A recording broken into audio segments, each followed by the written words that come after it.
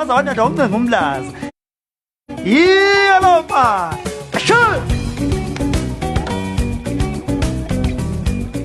My name is Khuzani.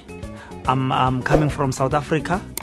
I was born in Nkandla. I'm a big Maskandi artist in South Africa, multi-award winning artist. There was an award for the whole South Africa, not for KwaZulu. So I'm the one who won it from all different genres.